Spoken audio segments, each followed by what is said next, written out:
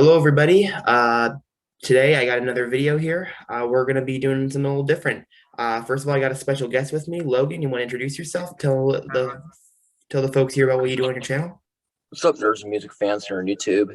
It's Logan Stueck. I'm friends with Alex Kawa here.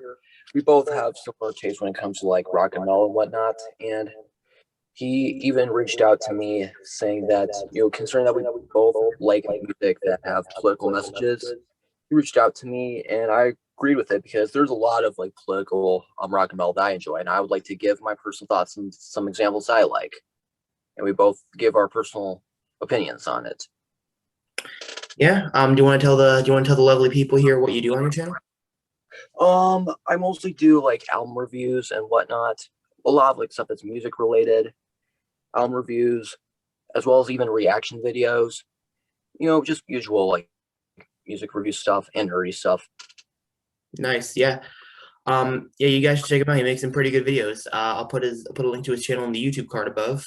Go check him out. Go subscribe to him. All right, so we're just gonna get right into it. This is a list. This is in no particular order. This is not a top five, just a list of 5 songs we like. And all of them are great. We all love all of them. Yeah. I picked 3. Logan picked 2.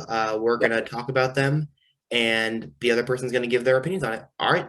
But do you guys anything you want to get out of the way before we start? Not really. I think we're good. Okay, let's do it. All right, my first pick.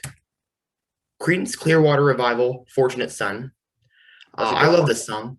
CCR, this is a band I've listened to. Honestly, I've listened to at least some of their music ever since I was 12 years old. So it's been like 7 years. And I didn't hear this song. This was not one of the first songs I heard from them, but it's a song I eventually discovered, and I love it. This song is about John Fogerty when he was forced to enter the Vietnam draft. And during this era, this was like the late 60s. There were a lot of protest songs against the Vietnam War, and here in this song, it's about how the privilege you get out of the war. Like excuse me, in the chorus, you think like it ain't me, I ain't no fortunate son, or I ain't no senator's son. In which case, like if you're a son of the elite or the establishment, you get out of the war because your privilege really shows in that case. And that's why I like the song. And not to mention, it's got a catchy rhythm to it, just on the music side of it. And, this is one of the most iconic songs, I think, in terms of Vietnam War protest songs. And for good reason. It's a great song. And it's definitely an essential for all rock fans. Logan, if you want to give your thoughts. I pretty much the same reasons as yours. There was concerning that the Vietnam War was like probably one of the biggest wars we've ever had. It went for a very long time, and that led to like a lot of people in the music realm making songs against it, including one of my choices that we'll get to later on. But this song that you just brought up is a really good example of that. And the message says it all. And once again, really awesome music. Yeah, it is. Definitely a classic. Now we get to my second choice. This is kind of obvious considering the shirt, but I'm a huge fan of this band. Rage Against the Machine, Killing in the Name. I specifically chose this song. If I could put like any Rage Against the Machine songs because they're all great and they have really great political messages. But I chose this one specifically because not only is this like their biggest hit, this is their debut hit. This is the song that everybody recognizes them for. It's kind of like they're down with the sickness kind of, but it's also really the most relevant, especially what's going on with 2020 and beyond, because this is a song that's against police brutality and white supremacy and whatnot. Like, especially considering what's been going on with George Floyd and Breonna Taylor recently. When listening to the lyrics of the song, this is still relevant and it still fits with what's been going on with those incidents right now. And the song also hints against white supremacy groups like the KKK, hence the line, some of those that work forces are the same that burn crosses. And plus, the song also touches on like corruption, like police corruption and whatnot. And believe it or not, like there was like a police brutality incident that happened back in the 90s. I don't really remember, but I know what it is. This song was written in response to that. And you can tell like they definitely hit it with a bang because the song is just really angry, and you can tell that considering that a lot of the members, I know Tom Morello is African American, the guitar player. When stuff like that happens, like you can tell like this really means something to them. And not to mention, since we were talking about the music, the music is of course absolute gold. I mean, that main riff is just godly, and that solo from Tom Morello is just it's just really iconic, and it's super signature. And let's not forget the infamous "If you won't do it, you tell me" part. That's a line that will go down in history. So yeah, that's pretty much my overall thoughts on this song. Your Yeah, thoughts? I think you said it best. Excuse me, but no, I agree with everything there. I agree with repetition in a song can be kind of a turnoff for me at sometimes. This is Same a song here. that actually uses it to its advantage because you don't forget what they're saying. Like you don't forget what they're saying. You don't forget the message it's trying to convey, and it does really well at it. And just shows. You mentioned corruption. Because towards the end of it, they're saying, you have Zach De La Rocha rapping about how police are completely justified with this because, well, they have a badge, so they have a They're symbol of the authority, chosen so they whites. are automatically assumed to have meant well. And that's something that as a Absolutely. society, I think more people are waking up to and realizing just because you are in a position of power doesn't mean you automatically mean well. And in fact, it's actually good to question power in that area. And Exactly. this is a song that's incredibly relevant today, obviously. Um, but yeah, I really don't have much to add to that. Like what Alex said, repetition is something I have a love-hate relationship with, but this is an example of repetition that's done well because when they repeat the lines, especially when you listen to the message of the song, that means that their point is getting across. Yeah, it really does work here. All right, and my next pick is Rebellion, Linkin Park featuring Daron Malakian of System of a Down. That's a good Uh, one. Reppin' two in a row right there. Yeah, and also I don't know if you guys can really see that, but that is an autographed photo of Chester Bennington right there. Rest in peace, man. Absolutely, rest in peace, Chester. I love this song, and this song is always a song that's going to be near and dear to my heart because this song came out when I was turning 12, about 6 years ago this month. My birthday is at the end of the month, so I was 11, turning 12. Happy early And birthday. thank you. It's not for like another 2 weeks, but thank you. But this was released off of their 2014 album, The Hunting Party, which was the album that came out as I was getting into them. And it's a great album. It really is. I was But 13 this when that is, album came out. hmm? I was 13 when that album Yeah, came out. yeah. But it was a great album. This is It definitely was. one of the highlights right here. Um, and honestly, I would honestly argue it's one of Linkin Park's best. They have a catalog of classics, but this is really up there because not only is the music behind it fantastic, like Daron is a killer guitarist. No one's gonna deny that. Agreed. His work with It's System is very, great. Hell, it even his definitely side has project. a System of the Down vibe with it. Yeah. Yeah, not only that, but like his work with System is great. His work with his side project, Scars on Broadway, is great. But That was cool as well. yeah, and this is kind of a area with Chester Bennington and Mike Shinoda kind of going back and forth a little bit. You have Mike doing the verses, Chester doing the chorus. And really what the song is about is when you actually listen to it, like when I was 12, yeah, of course I like this song, but I wasn't really old enough to grasp the meaning of it. But now I was sitting here at almost 19, understanding the meaning of it now. It's kind of talking about how, like, especially the chorus, we are the fortunate ones that have never faced oppression's gun. We are the fortunate ones, imitations of rebellion. So kind of in the verses, you're hearing about how people overseas are rebelling against tyrannical governments. While here in the Absolutely. US, we really, honestly, most of us are very privileged, and a rebellion usually either ends in disaster or just kind of fizzes out. And I think with the Capitol riot, actually, I don't know if really back on January 6th, um, which by the way was actually my video that I did on the Capitol riot was actually Logan who suggested that. So thank you once again for that. Welcome. Yeah, that was back in April, but when I made that video, but it kind of feels like that because that was that let's be honest, the attempted insurrection that was doomed to fail, and so that's an imitation of rebellion right there. Chester and Mike sing about on this song, because we really, let's be honest, again, Americans, most of them are very privileged, so True we don't that. really have much to rebel against. Now there is absolutely okay, that was poorly worded. There's plenty to rebel against, but we're not trying to overthrow a tyrannical government, is all I'm saying. People in other countries are, and they're saying stuff like we acted out, we wear the colors, and we wear the colors of rebellion, but we're not actually fighting. We're just imitating it because we think it makes us edgy, while people overseas actually have it way worse than us. And Definitely. also the bridge with Chester screaming "Rebellion, They Rebellion." lost. They That is fought. Dark. one of the best, honestly, one of the best moments of any Linkin Park song. I will, I Absolutely. will, I will argue that this is definitely an incredible song, and Agreed. again, one of Linkin Park's best, I would say, and probably the best off of the Hunting Party. But it's overall a great album, and this album overall Good just has album. plenty of gems off of it. Definitely a return to form. Now for my thoughts. Kind of like what you said. It's the very bitter truth. America is a pretty unfortunately privileged, especially white people in this country. They're very privileged. While people of different colors, they don't get the amount of justice that they should have, and it's really unjust. And this song definitely represents it.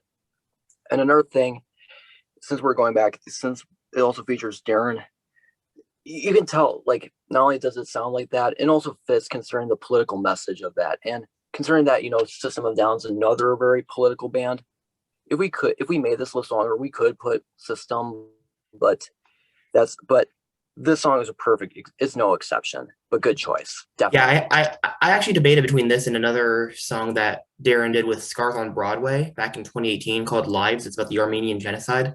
I love that song, but this I had to pick this one just because it was definitely because it came out just as I was getting into Linkin Park. So it's stuff like literally like the week that my dad actually started showing them to me. That was like it was like a week after that the song had come out, because it was again when they were releasing the Hunting Party. So this is definitely one that I hold near and dear to my heart. That's why I had to pick it. But there are plenty of other songs from Daron that we could have chosen, whether in System or in Scars on Broadway. But I this would was definitely go with BYOB. That's a good one. yeah. All right. Well, yeah, great song. Definitely a great song. The next one, this is another classic. This is from like the godfathers of metal. It would be kind of blasphemous if we made a list without including this. Black Sabbath's War Pigs. First of all, we could go on about how great the instrumentation is. The riffs are so godly. The solo is just iconic. Ozzy's voice is just so iconic. One thing that I absolutely liked about it is the lyrics. Since Alex brought up the whole thing with the Vietnam War, this considering that again, the Vietnam War was a really long and pretty vicious war that's been going on for a very long time. That basically led to like a lot of bands making songs against the Vietnam War. Black Sabbath is definitely not an exception, and this track is the definitions the definition of a song against it. Like just listening to it, like generals gather in their masses, just like witches at black masses, like such an iconic line. And even paint some like really just grim details about war, like in the fields are bodies burning, death and hatred for mankind, poisoning their brainwashed minds. Especially considering that there's like chemical warfare involved. And also talked about like how the really ridiculous choices that people make when they're doing war, like they don't care about fighting. They rather have other people fight for them. Basically, like what they said, treating people like they're soldiers, like pawn and chess. Wait till their judgment day comes. Basically, War Pigs is basically like a metaphor for like people that are just like hungry for war and greedy for war. And at the end, it basically talks about like how the war ends and the War Pigs no longer have the power. They're completely defeated. And they're just begging mercy for their sins, but it's too late because their demise is awaiting and Satan's just laughing, spreading his wings. That's just pretty much my overall thoughts about it. And especially not only is this an absolute classic, it's sort of like Killing the Name. Definitely another song that would be really relevant with what's been going on today with all the turmoil and that's going on in the world. So that's why I personally think it still remains a relevant classic to this day. And it's absolutely timeless, beyond a classic. Those are my thoughts. Yeah, I agree. You know, honestly, it's weird to put this song on the list when we're mostly judging it for their we're judging these songs based on their lyrical content. This song is mostly instrumental. Like the majority of the song is instrumental, and the instrumental is fantastic. Don't get me wrong, amazing. And but really, even if the vocals and the lyrics are in the minority when it comes to this song, they Definitely. bring it to life 100%. And you know, I think that you, Logan, said it best yourself. You basically said most of what was on my mind, but one thing I want to add is I like to imagine that the term war pigs, that's referring to the military industrial complex, you know, the people that are getting rich off of war. These are people that get rich off of war and they have it for a long time. And so if so they're the pigs in this scenario because they're the ones who are profiting off of massacring of innocent people, mostly people of color overseas. And that's something that Facts. rings true, especially today. And you know, also it talks a lot about it gives the illusion of people like draft dodgers. Well, maybe not draft dodgers specifically, but people who are like, oh, you should go to war and fight for your country. You've never served in the military a day in your life. Stop pretending that it's so easy or that it's so honorable to do it. Yes.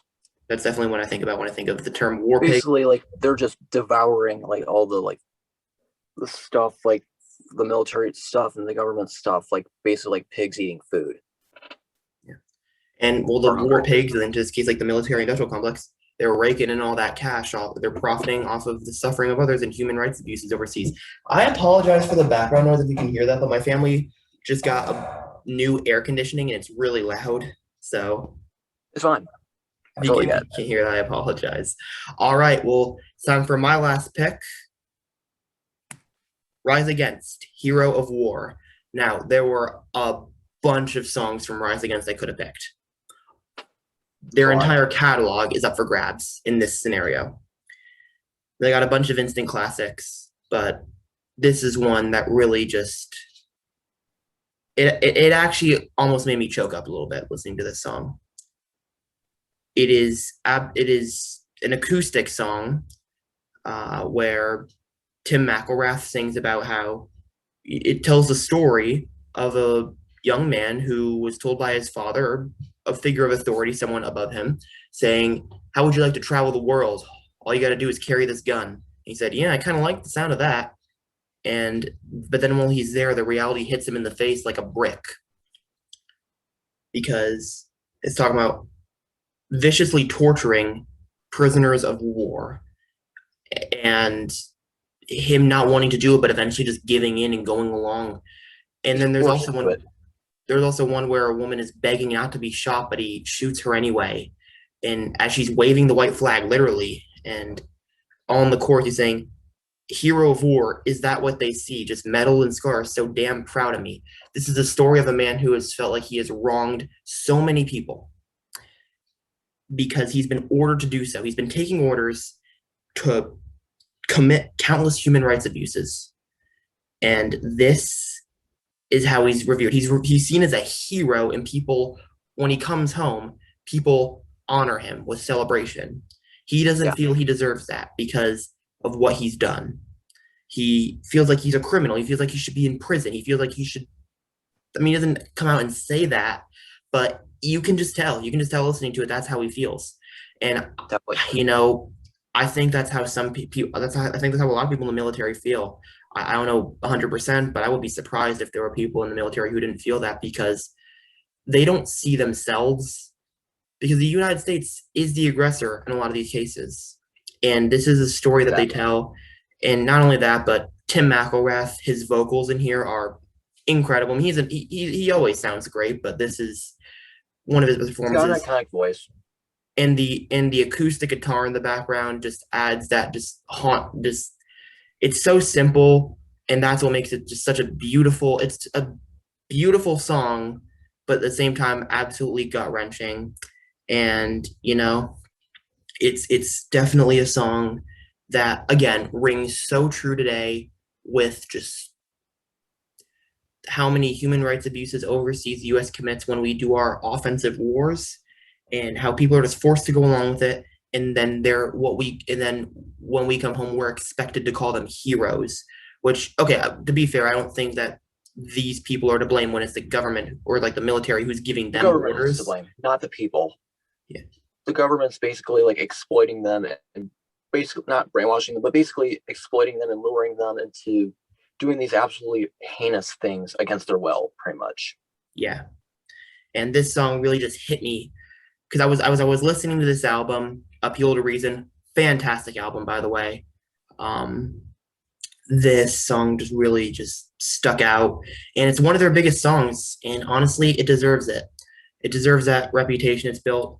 It is painfully honest, but at the same time, it is heartbreaking as hell. But at the same time, Definitely, absolutely, it is beautiful. It is heartbreaking in the most beautiful way imaginable. That's why I definitely love this rated song. it's worthy. Logan, anything you want to add about it? You basically said everything. Like I actually listened to this bit of the song before the collaboration. Acoustic guitar, we could go on. Like the music is great. Tim's vocals are great. The acoustic guitar is great. But really, the topping of this cake is the lyrical themes. Like just like what he said, like it's a really disgusting and a bitter truth about being a military hero. It's that they're basically being exploited and lured into doing these absolutely heinous things when they don't want to. Like they're being forced to like kill a lot of people, kill a lot of like war prisoners, and like what you said about the women being like begging to be shot. That's actually kind of messed up, and really that really hits close to home. That's really deep. Yeah, but It this just it song, paints a very clear picture, pretty grim and grisly and pretty messed up but meaningful picture of just how being a hero at war is not really the ideal thing, because you're basically forced into doing these horrible things, and when they welcome you back you don't really feel like you should deserve it because of what you were forced to do. What he said. yeah, I agree. And, again, this is a song that almost brought me to the verge of tears just listening to it. It was beautifully executed, but at the same time, you're definitely in for a heartbreaking adventure if you listen to this. So if you're up for that, go for it. But definitely something to be addressed if you do listen to this song. But I definitely recommend it. And I'm going to see Rise Against in concert this summer. I'm really Awesome. excited for that. They're kick-ass live. I'm ready for it. All right. Plus apparently they're vegetarian as well, from what I've heard. Yeah, they are. Well, that's it. That's our list. 5 songs we love with political messages. Hope you enjoyed it. What do you guys think of these songs? Sound off in the comments down below. And if you want to see another list video that I did a while ago, you can click down here for that. Otherwise, check out my latest video right over here. And check out Logan's channel. Go subscribe to him. Logan, thank you so much for doing this. This was really fun. We got to do it again sometime. You're very welcome. I'm very happy to do this. Yeah. Any thoughts you want to have before we sign off? Not much. Basically saying, if you enjoyed this, definitely support us. Like, definitely subscribe to Alex and give this video a like, share it with your friends, leave in a comment, and like again, subscribe to him. If you're free to subscribe to me. Anyway, if you don't know who I am, my name is Logan Stueck. Hope you have a nice day, y'all. Keep it nerdy. Yes, keep it nerdy indeed, people. And again, yeah, like, comment, subscribe to all that good stuff. And we'll see y'all next time. Peace, everybody. Peace.